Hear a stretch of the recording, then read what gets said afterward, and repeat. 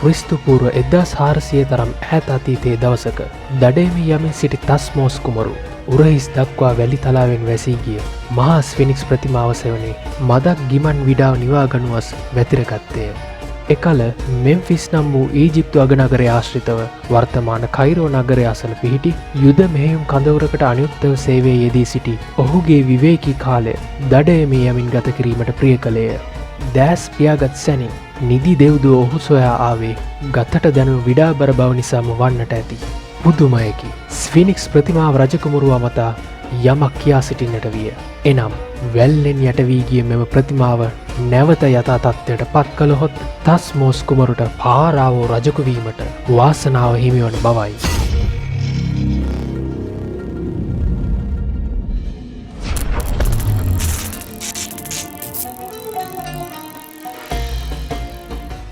තස්මෝස් කුමරු එවකට ඔටුන්නට ඍජුව හිමිකම් නොකී නමුත් තමා දුටු සිහිනය දැඩිව විශ්වාස කළ ඔහු ස්ෆිනික්ස් ප්‍රතිමාව ප්‍රතිසංස්කරණය කරන්නට යෙදුණි. ඉන් කෙටි කලකට පසු අනාවැකිය සඵල කරමින් තම වැඩිමහල් සොයුරා මිය යාම නිසා තස්මෝස් කුමරුට ඊජිප්තුවේ 4 වන තස්මෝස් පාරාවෝ රජු ලෙස ඔටුනු පළඳින්නට වරම් ලැබිණි.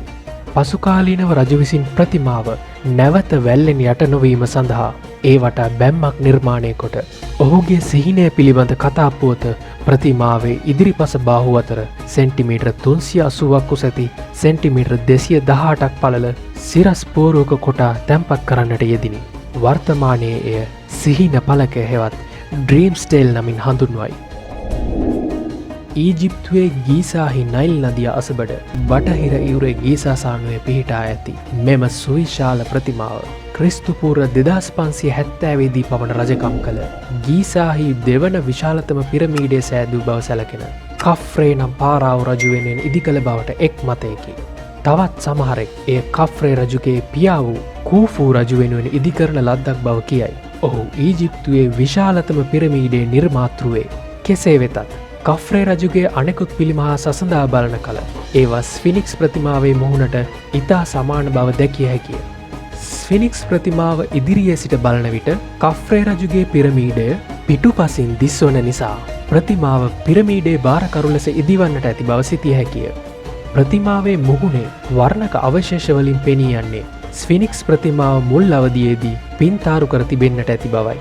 අඩි 240ක දිගකින් හා අඩි 66ක පමණ උසකින් යුත් තනි හුණු ගලෙන් නිර්මාණය කර ඇති ගීසාහි ස්ෆිනික්ස් ප්‍රතිමාව මිනිස් මුහුණකින් හා සිංහ ශරීරයක සමන්විත මිත්‍යා සත්වයකු නිරූපණය කරයි.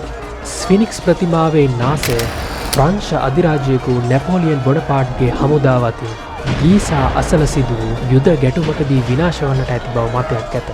ඇතැමුන් පවසරන්නේ එය බොහෝ කලකට පෙර අරාබිවරුන් අතින් සිදුවන්නට ඇති බවයි.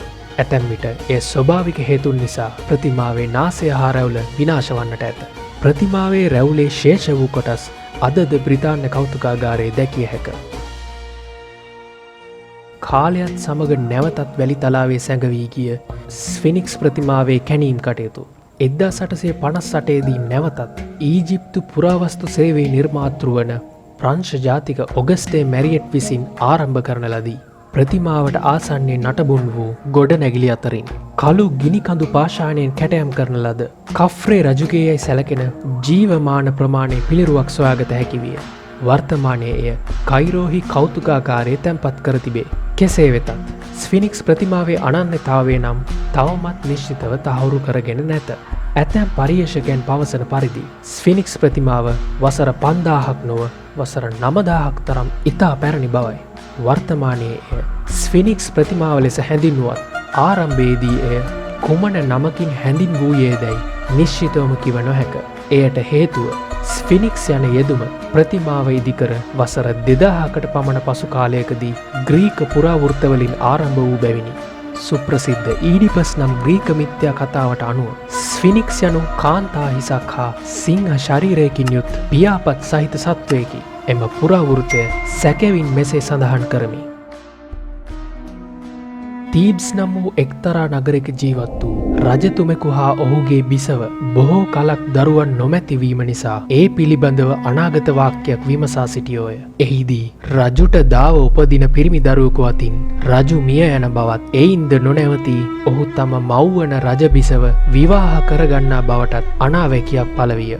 කල් ගතවෙත්ම රජුට දාව රජ බිසව පුත් කුමරුකු බිහි කළාය. කලකට පෙර පළ වූ අනාවැකිය සත්‍යයක් වේ යයි බිය වූ රජු හා බිසව කුඩා කුමරු ගෝපල්ලෙකු අතට දී ඈත කඳුකරේ දමා එන ලෙස නියෝග කර මාලිගාවෙන් පිටත් කර හැරියේය.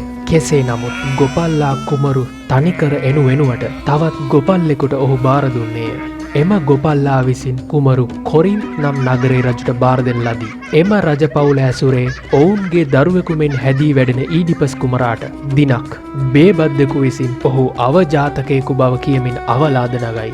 ඉන් සිත් ඇවුලට පත් වූ ඊඩිපස් තම මව්පියන් හමු වී එහි සත්‍ය අසත්‍යතාවය විමසා සිටියේය. කෙසේ නමුත් ඔවුන් දෙදෙනාම එයට නිසි පිළිතුරක් ලබා නොදීම නිසා ඊඩිපස් කුමරු අනාවැකි කරුවෙකු හමුවීමට යයි. ඔහු අනාවැකිය විමසන්නේද තීබ්ස් හි රජු අනාවැකි විමසූ ස්ථානයෙනි. එහිදී තමාගේ අතින් තම පියා මිය යන බවටත් තම මව තමාගේ භාර්යාව වන බවටත් සඳහන් අනාවැකිය කුමරුට අසන්නට ලැබේ. තමාගේ සත්‍ය මව්පියන් කොරින්ත් හි රජු හා බිසව බව සිතා සිටින ඊඩිපස් අනාවැකිය සත්‍යයක් වීම වළක්වනුවස් තමා දිවිගෙවූ නගරයෙන් පිටවී නොදැනුවත්වම තම සැබෑ දෙමව්පියන් ජීවත් වන තීබ්ස් නගරය වෙත ගමන් කරයි.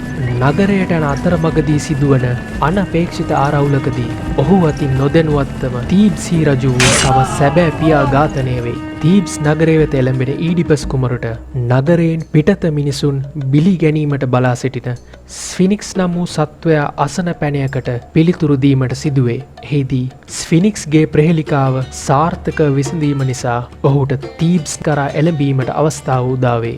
ස්ෆිනික්ස් පරදා තීබ්ස් කරායන පුද්ගලයාට එහි රජකම ලබා දෙන බවටත් එහි රැජින විවාහ කර දෙන බවටත් රැජිනගේ සහෝදරයා විසින් පොරොන්දුවක් ලබා දී තිබිණි. ඒ අනුව ඊඩිපස් එහි රජ වූ අතර වැන්දබුවක් වූ එහි රැජින එනම් ඊඩිපස්ගේ සැබෑ මව ඔහුගේ භාර්යාව බවට පත්වෙයි. මෙසේ ඔහු නොදැනුවත්වම අනාවැකිය සත්‍යයක් බවට පත්වෙයි.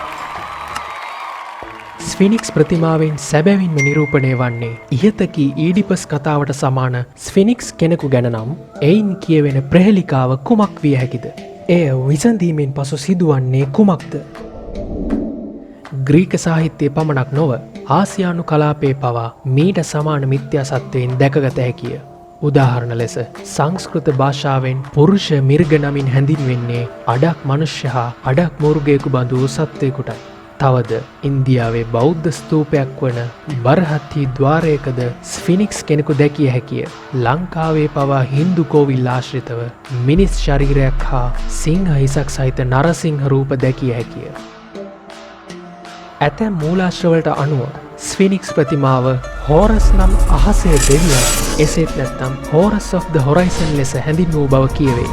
කෆ්රේ රජු හා ඔහුගේ පියා හෝරස් දෙවියන්ගේ පෘථුවියේ නියෝජිතයන් ලෙස එකල සලකුණු ලැබීය. තස්මෝස් රජුගේ සිහින පලකේ කෆ්රේ රජුගේ නමෙහි කොටසක් දැකිය හැකිවත් කාලයත් සමග ඒවා මැකී යාම නිසා නිශ්චිතව මෙහි සඳහන් වන්නේ කෆ්රේ රජු පිළිබඳව බව නිගමනය කළ නොහැක.